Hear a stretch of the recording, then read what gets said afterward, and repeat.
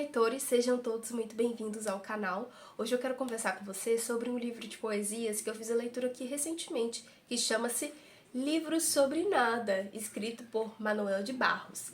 Manuel de Barros é um escritor brasileiro, mato-grossense, nascido no ano de 1916 e veio a falecer no ano de 2014.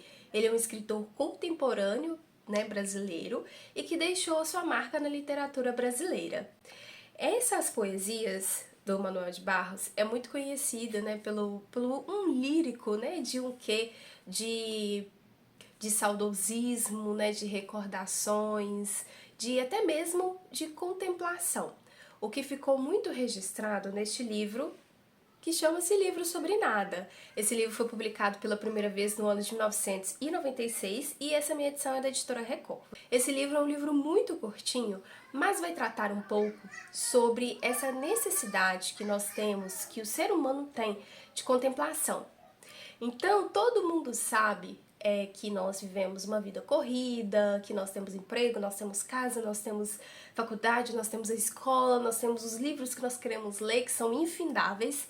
Só que Manuel de Barros, nesse livro sobre nada, ele vai trazer sobre essa necessidade da contemplação, que nós não somos máquinas, que nós não somos programados para ficar correndo atrás de muitas coisas, correndo atrás daquilo que se esfarela, sabe, sobre as nossas mãos. E a gente vê esfarelando e a gente não tem como fazer nada. Então o livro sobre nada, ele é dividido em 4 partes e as partes são: Arte de Infantilizar Formigas, Desejar Ser, O Livro sobre Nada, Os Outros, O Melhor de Mim, Sou Eles. Então hoje nós temos muitos livros que falam sobre a necessidade de contemplação, a necessidade de olhar aquilo que é bonito, aquilo que é belo, aquilo que vai engrandecer a nossa alma. Nesse livro sobre nada, Manuel de Barros vai convidar mesmo a gente a fazer essa introspecção, sabe? De às vezes não fazer nada. Mas aqui, o que eu vi muito nessas poesias é sobre esse desejo, sabe? De parar e entender como que as coisas funcionam. Hoje se fala muito sobre o ócio criativo, sobre essa questão, de você ter um tempo para você não fazer nada, o que é muito difícil hoje em dia, porque quando a gente tá, num tempo parado ali na fila do mercado, numa consulta, nos 5 minutos que a gente tem, a gente já corre, pega e mexe no celular, e a gente já conversa com as outras pessoas. Então existe essa falta de contato comigo mesmo, essa falta de entender quem sou eu mesmo, de entender o que eu gosto, de entender como que eu sei contemplar as coisas. Vai delineando então para nós com olhos infantis, a contemplação através de olhos infantis. Então aqui nós temos um menino que vive no meio dos pais, de irmãos, do seu avô. Então ele vai contar muitas peripécias do seu avô e como que era o convívio também ali com a sua família. E uma característica, então, da infância é que a gente tem muitos sonhos, aquele fantástico, aquele quê de brilho, sabe, aquela força de correr atrás dos sonhos, de ir atrás daquilo que se deseja? Pois bem, na infância nós temos isso com muita força, com muito empenho, com muito desejo, mas chega a idade da razão, chega na vida adulta, a gente vê que correr atrás daqueles sonhos não é tão fácil quanto a gente pensava que seria. Então existe sobre o desmoronamento das expectativas sobre aquilo que a gente tinha em mente quando éramos infantis. E independente da infância que tivemos, seja ela de muita privação ou de muita regalia, com certeza nós tínhamos muitos sonhos. E na vida adulta, estes sonhos acabam se revelando, Eles acabam se realizando, acabam se frustrando ou postergando, porque a gente começa a perceber que a vida não é aquilo tudo que nós idealizamos na infância. Este livro me trouxe também sobre a reflexão de que a vida não é sobre uma corrida, e sim sobre uma caminhada e contemplando as árvores, os pássaros, os riachos, as pessoas, tentando extrair o melhor que existe delas também.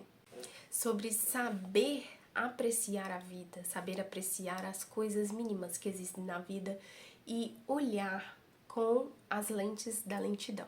Porque nós vemos através de corrida, né? Através das lentes muito rápidas, vídeos muito rápidos, músicas muito rápidas, muito barulhentas. Mas ver a vida através de um olhar mais lento, um olhar mais contemplativo, mas tentando entender mesmo sobre os processos da vida, o processo das pessoas, das coisas. Parar mesmo para a mente não ter tempo para correr, mas para pensar mesmo de fato o que está se passando com as coisas, com o mundo, com as pessoas.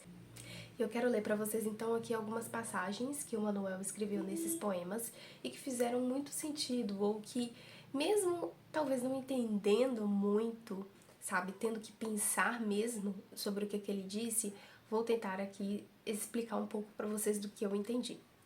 A primeira passagem diz assim: quem ama, exerce a Deus.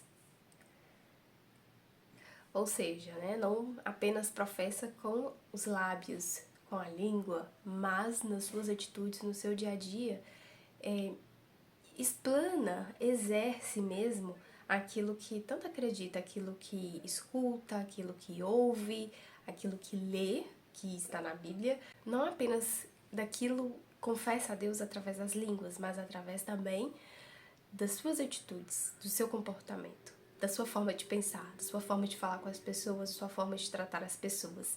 Então, quem ama, exerce a Deus. Teve uma parte que eu achei engraçada, que ele disse assim: o livro está de cabeça para baixo, estou deslendo. Será que estamos deslendo algumas coisas da nossa vida? E ele deu até mesmo uma dica, né, sobre escrita. Ele disse assim: ponho de cerebral nos meus escritos é apenas uma vigilância para não cair na tentação de me achar menos tolo do que os outros. Ou seja, né, então ele escreve para ele entender que ele não é mais sábio do que as outras pessoas, né, que ele não é mais entendido. É para ele entender de que não, ele está na mesma condição de qualquer outra pessoa de errar, de falhar. Por isso que ele escreve, para entender que ele não é menos tolo do que os outros. Ele pode ser tão difícil, tão errado, cair nos mesmos erros, tanto quanto as outras pessoas. Então é como se a escrita o deixasse na linha correta entre aquilo que eu sei que eu sou e aquilo que eu não devo fazer, aquilo que eu não posso fazer. Eu queria avançar para o começo, chegar ao criançamento das palavras. Sei que fazer o inconexo aclara as loucuras. Sou formado em desencontros. A sensatez me absurda. Os delírios verbais me terapeutam. Todas as coisas apropriadas ao abandono me religam a Deus. Interessante o que ele disse, né? Que aquilo que são apropriadas ao abandono religam ele a Deus. Então tem coisas que a gente presta muita atenção, né? Tanto em pessoas, em coisas. Talvez isso não o aproximasse muito de Deus, mas aquelas coisas que são muito esquecidas, não valorizadas pelas pessoas ou por ele, isso o aproximava de Deus. É um poço escuro. Aqui de cima não se vê nada, mas quando se chega ao fundo do poço, já se pode ver o nada.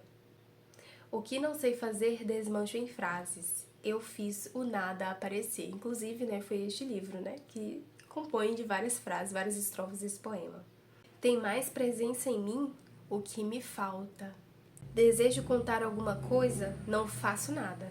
Mas quando não desejo contar nada, faço poesia. Não estou, as palavras me acham. Há histórias tão verdadeiras que às vezes parece que são inventadas. A terapia literária. O artista é um erro da natureza. Beethoven foi um erro perfeito.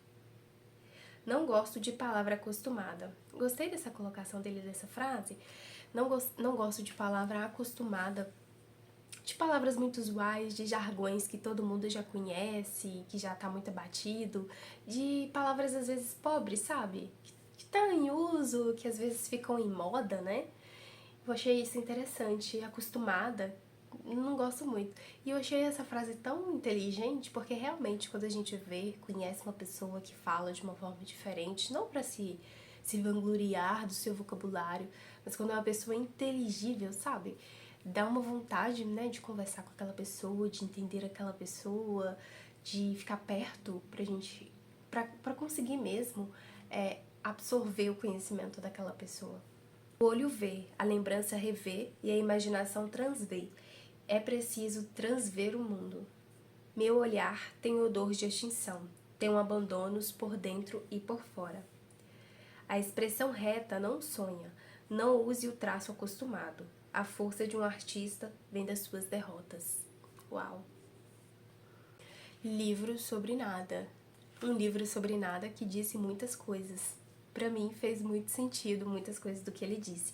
Então ele tratou, né, sobre a poesia, sobre a escrita, sobre o poder das palavras, sobre que quando ele pensa muita coisa, ele não faz nada. Quando ele pensa em nada, ele faz poesia. Achei tão interessante isso.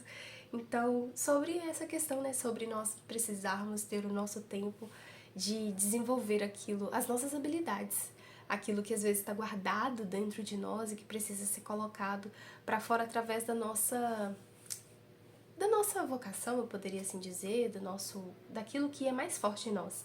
É a escrita, é a leitura, é o canto, é a pintura, é ajudar os outros, enfim, um livro sobre nada que disse muita coisa e que eu recomendo para vocês, um livro muito curtinho, li ele em menos de um dia e que recomendo muito para vocês. Livro gostei bastante. Quero já ler outros livros do Manuel de Barros e me conta aqui embaixo nos comentários o que vocês acharam desse livro, se vocês já leram Manuel de Barros ou outros livros dele também. Fica aqui a recomendação e a gente se vê então no nosso próximo vídeo.